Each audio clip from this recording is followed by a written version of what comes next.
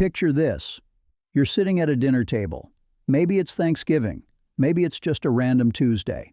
And someone a little older than you, someone you respect, leans over and says something you weren't expecting.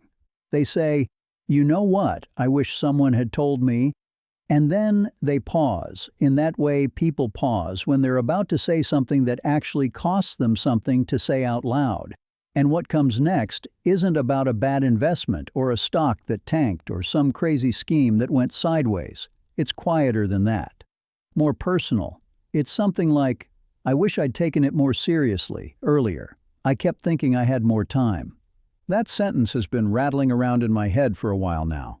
My name is Rick, and honestly, I spend probably too much time thinking about money, not in a Wall Street, spreadsheet-obsessed kind of way, but more in the human sense. Why do smart, thoughtful people consistently make the same financial mistakes across generations? Why does the knowledge that something is important never quite translate into actually doing it? That gap between knowing and doing, that's what I can't stop thinking about. And the reason I wanted to make this video is because of a pattern I keep seeing. When you talk to people in their 60s and beyond, really talk to them, not just small talk, but the kind of conversation where they're honest. There's a specific set of financial regrets that comes up again and again. Not regrets about losing money, exactly. Regrets about time, about assumptions, about the quiet, invisible cost of waiting just a little longer. What I want to do today is walk through those regrets in a real way, not as a checklist, not as a scare tactic, but as a genuine look at what people wish they'd understood, and more importantly, what you can do with that knowledge right now, wherever you are.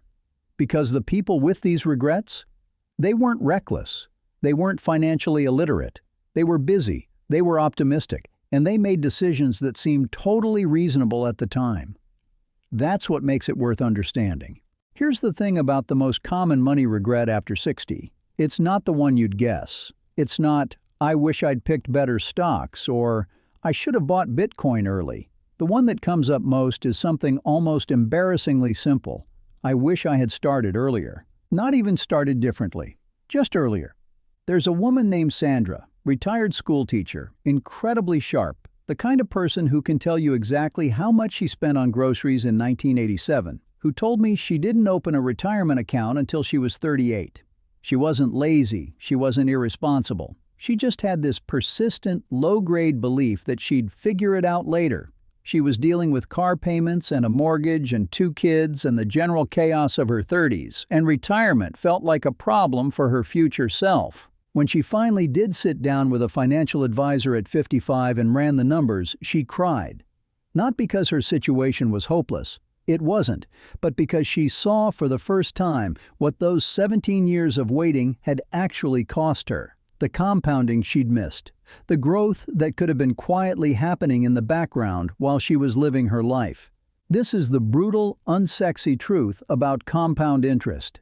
It rewards patience, yes. But what it really rewards is time, specifically early time. The first decade of investing is disproportionately powerful compared to every decade that follows. There's a principle sometimes called the Rule of 72. Divide 72 by your expected annual return, and you get roughly how many years it takes your money to double.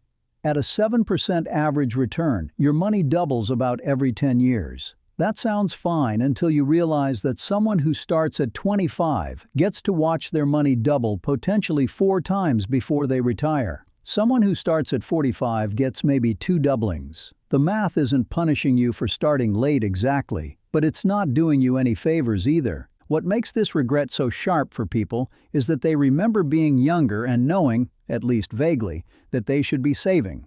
The information was available. It wasn't a secret. They just didn't feel the urgency the way they feel it now. There's something almost poignant about that.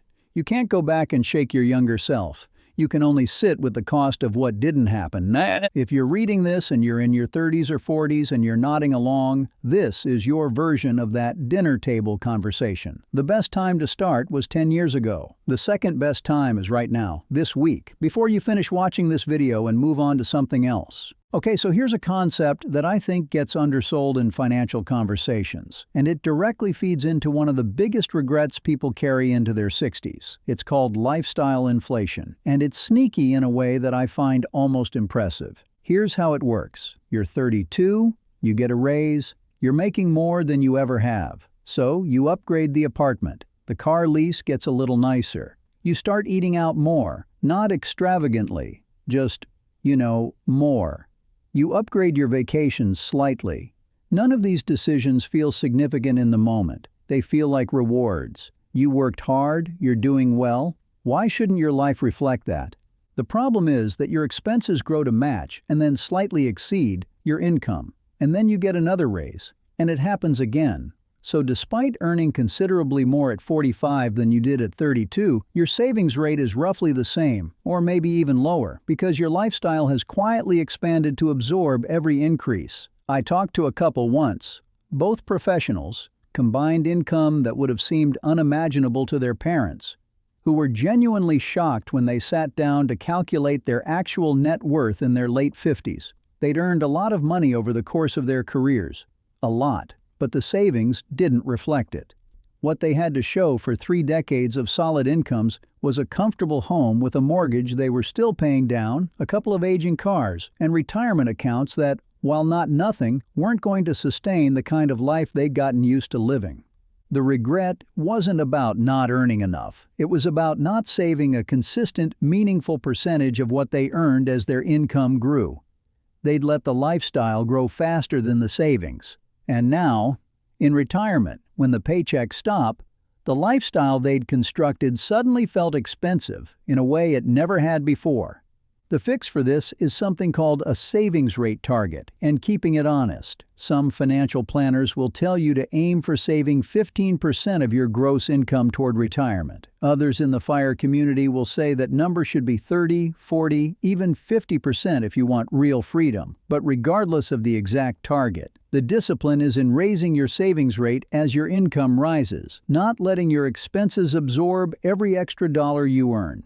It sounds obvious when you say it. It's remarkably hard to do in practice because every upgrade to your lifestyle feels like a natural, earned progression. This one is a little more sensitive, but I think it matters enormously. And honestly, it might be the most overlooked source of financial regret I've come across. A huge number of couples, even couples who are otherwise close, communicative, healthy in their relationship, are financially misaligned in ways they don't fully understand until retirement is suddenly close. One partner assumes they're on track. The other has a vague, uncomfortable sense that something isn't right, but doesn't want to create conflict. Neither one has sat down recently, really sat down, and walked through the actual numbers together. What does that look like in retirement? It can look like realizing you have very different expectations about spending. One partner imagined a modest, peaceful retirement close to family. The other has been quietly dreaming about traveling the world. One person assumed they'd work part-time into their late 60s. The other is counting on both of them being done at 62. These misalignments, when they surface late, are jarring. They're not just logistical disagreements. They touch on values, identity, what each person sacrificed, and for what. There's also the more direct financial version. One partner was more aware of the retirement picture than the other, and when the more financially engaged partner is suddenly gone, through death or divorce, the surviving partner is left profoundly disoriented. I've heard from financial advisors who describe working with surviving spouses who genuinely didn't know what accounts existed, how much was in them, what debts were outstanding. Not because their partner was hiding anything malicious, just because they'd never both been in the room at the same time, having that conversation. The regret, when people name it, is usually something like, "I wish we'd been more open about this earlier. I wish we'd treated our finances like something we were building together instead of something that was just happening." The fix here is a regular money date. And yes, I know that sounds kind of cheesy, but stick with me. Carving out a few hours, a couple of times a year, to sit together and look at the full financial picture. What's coming in? What's going out? What the retirement accounts actually hold, what the plan is. Not as an anxiety session, but as a practical, grounded conversation between two people who are navigating life together. If you've been avoiding that conversation, the avoidance itself is costing you something.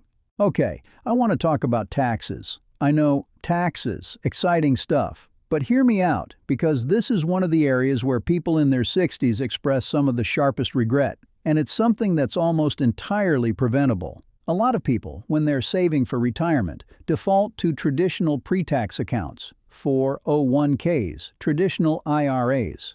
The logic makes sense in the moment. You get a tax deduction now, the money grows tax-deferred, and you pay taxes when you take it out in retirement. The assumption baked into this is that you'll be in a lower tax bracket in retirement than you were during your working years.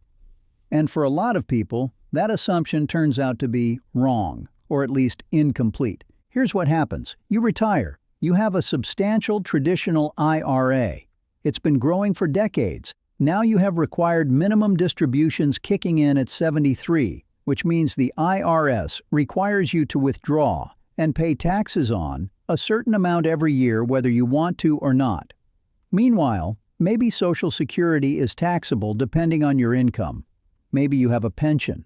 The tax bill in retirement is often higher than people expected, and the accounts they built their retirement around are fully taxable every time they touch them. The people who express deep regret about this usually did some version of the following. They never Roth converted during years when their income was lower and the taxes would have been cheaper. They never talked to a financial advisor about tax diversification, having money in pre-tax accounts and Roth accounts and taxable brokerage accounts, so you have flexibility in retirement to manage your tax liability strategically. They just kept piling money into the same pre-tax bucket for 30 years because that's what their employer offered, and they never questioned it. The regret often sounds like this. I thought I was being smart, and technically I was saving, but I didn't understand the full picture. I didn't understand what taxes would do to these accounts on the other side. There's no single perfect answer here, because tax strategy is genuinely personal and depends on your situation. But the principle? Diversify your tax exposure. Understand what you're building. Talk to a fee-only financial advisor at least once about your tax picture in retirement. That's something worth doing now, before the choices narrow. I want to spend a moment on something that doesn't always show up in these conversations, but probably should be the first thing on the list for a lot of people. Healthcare costs.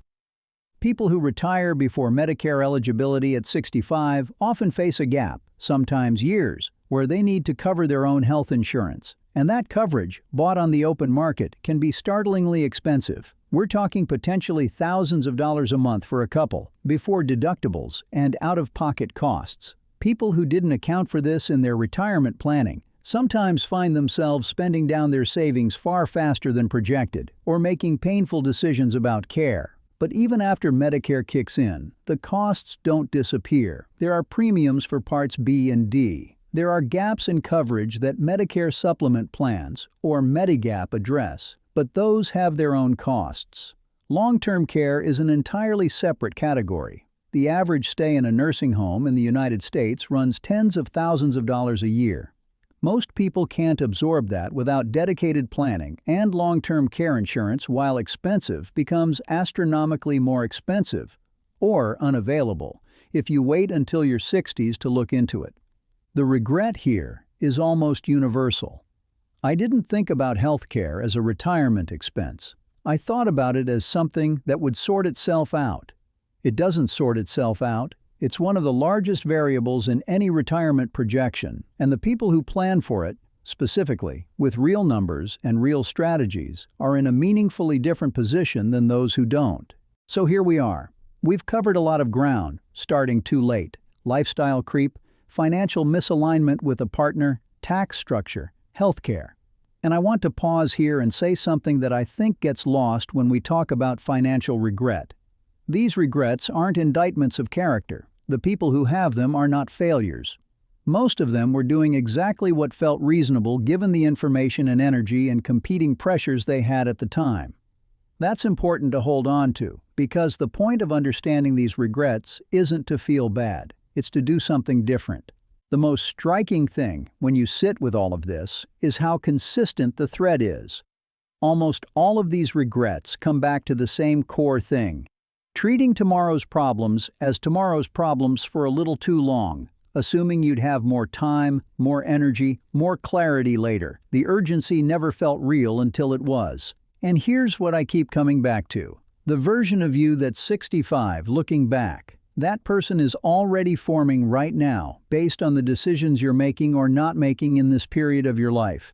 Not in a fatalistic, scary way, in a remarkably hopeful way. Because the distance between I wish I had and I'm glad I did is, in most cases, a handful of decisions. Open the account. Have the conversation. Run the numbers with someone who knows what they're looking at. Raise your savings rate by 2% this year and 2% next year. Look seriously at your tax picture before it's too late to change it. These aren't heroic acts, they're quiet ones. The kind that don't feel meaningful when you do them, but that accumulate into a retirement that actually looks the way you imagined it. The dinner table conversation, the one where someone leans over and says what they wish they'd known. You're in it right now. The only question is what you do next. If you found this valuable, subscribe to this channel, comment your biggest money regret, like this video, and see you in the next video.